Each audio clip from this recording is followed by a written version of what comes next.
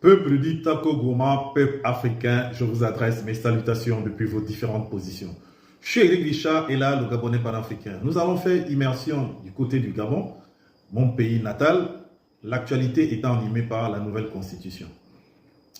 Le dossier fait son circuit, là il est passé à l'Assemblée nationale parce qu'il y a une constitution qui a été mise en place et il va de vifs commentaires.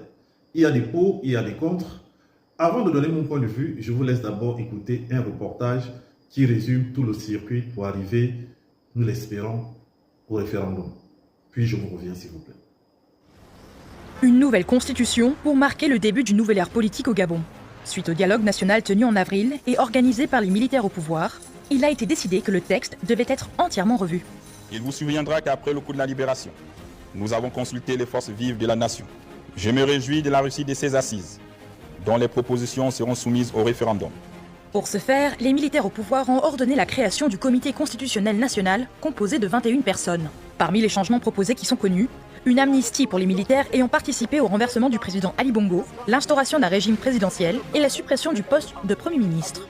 Pour candidater à la présidentielle, il faudra avoir entre 35 et 70 ans et être né de 2 parents gabonais. Tout candidat ayant la double nationalité pourra se présenter à condition d'avoir renoncé à la nationalité étrangère 2 ans auparavant. Le président sera élu pour un mandat de 7 ans renouvelable une fois et aura le pouvoir de dissoudre l'Assemblée nationale. Ok, maintenant que c'est fait, je vais donner mon point de vue. J'ai vu des gens sortir, beaucoup de blogueurs qui sont contre la Constitution. Ils donnent comme argument que le projet veut diviser les Gabonais, qu'il va avoir 2 types de Gabonais. Et ils disent que sont exclus les Gabonais qui ne sont pas 100%, sont exclus les Gabonais qui vivent à l'étranger. Et que c'est un projet présidentiel. Bon, déjà, je tiens à dire que moi, je suis OK avec le projet. Pour être candidat, il faut être Gabonais de père et de mère, avoir des parents eux-mêmes qui sont Gabonais de père et de mère, et avoir une femme qui soit Gabonaise de père et de mère. Qu'est-ce que vous ne comprenez pas dans cette proposition? Akombessi a été super directeur de cabinet d'Ali Bongo. C'était même lui le président du Gabon. En jugé par ses actes.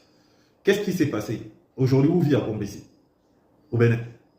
Liban Suleiman faisait partie des gens qui dirigeait le Gabon. Aujourd'hui, il vit où? Au Rwanda. On a donné la nationalité encore à qui? L'anglais, Lee White. Lee White vit où aujourd'hui? Donc, imaginez que des gens comme ça étaient candidats à l'élection présidentielle, ils gagnent les élections. Les Gabonais qui ont 2 patries ne peuvent pas se présenter à la tête, à la candidature pour être président de la République. Ce n'est que justifié. Un Gabonais de père et de mère, avec des parents de père et de mère, la femme aussi pareil, tu vas aller où mon frère?